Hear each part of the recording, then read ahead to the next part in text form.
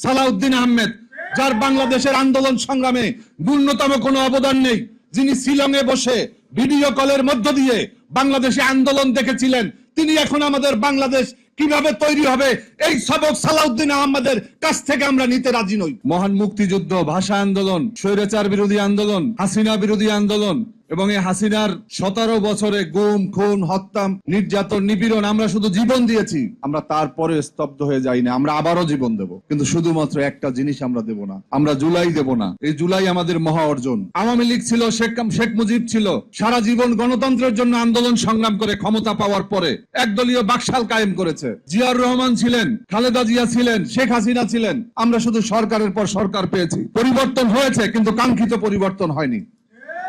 আমরা একটা অর্থবহ পরিবর্তন চাই। আমরা আওয়ামী লীগের পরিবর্তে বিএনপি, বিএনপির পরিবর্তে জামাত বা কোনো অন্য কোনো দল, আমরা কোনো দলের পরিবর্তনের জন্য জুলাই আন্দোলন করি নাই। আমরা চেয়েছি আমাদের কাঠামোর পরিবর্তন, যেই কাঠামোর মধ্য দিয়ে হাসিনার মতো ফ্যাসিবাদ তৈরি হয়, সেই কাঠামোর পরিবর্তন করতে হবে। আমরা ঐক্যমত্য কমিশনে দীর্ঘ 9 মাস, আজকে যিনি সংসদে ধারাবাদ শিখান, আমাদের সংবিধান শিখান, সব জানতা শমশের সালাউদ্দিন আহমেদ, যার বাংলাদেশের আন্দোলন সংগ্রামে ন্যূনতম কোনো অবদান নেই, যিনি শিলংয়ে বসে ভিডিও কলের মধ্য দিয়ে বাংলাদেশে আন্দোলন দেখেছিলেন, তিনি এখন আমাদের বাংলাদেশ কিভাবে তৈরি হবে এই সবক সালাউদ্দিন আহমেদের কাছ থেকে আমরা নিতে রাজি নই। আমরা যারা আন্দোলন সংগ্রাম করেছি, আমরা নির্ধারণ করব আগামীর বাংলাদেশ কেমন হবে। এই আন্দোলনে দেখি নতুন নতুন এক একদিন এক একজন মাস্টার মাইন্ড। আমাদের কর্নেল ওলি আহমেদ বলেছেন, তো অস্বীকার করার কোনো সুযোগ নেই।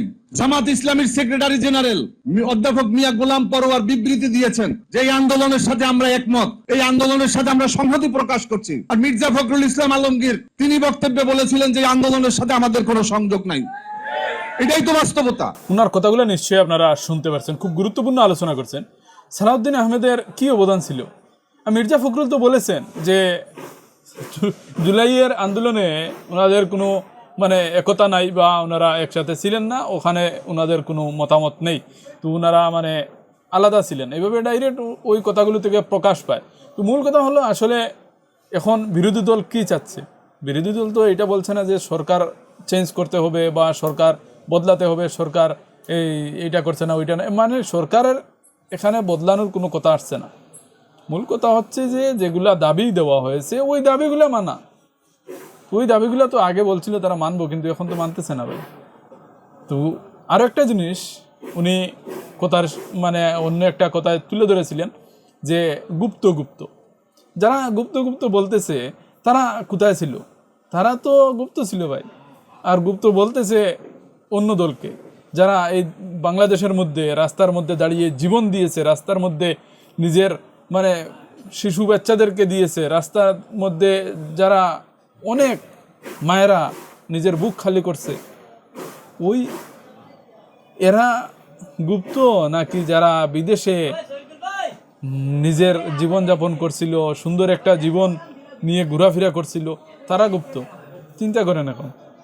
এটা আপনাদের মতামত আপনারা কমেন্টের মধ্যে জানাবেন। আর ওনার কথাগুলো খুব সুন্দর, আমার কাছে খুব বেশি ভালো লাগছে যে সরকার চেঞ্জ করলে হবে না, সরকার যেটা আছে ওইটাই থাক, কিন্তু পরিবর্তন চাই।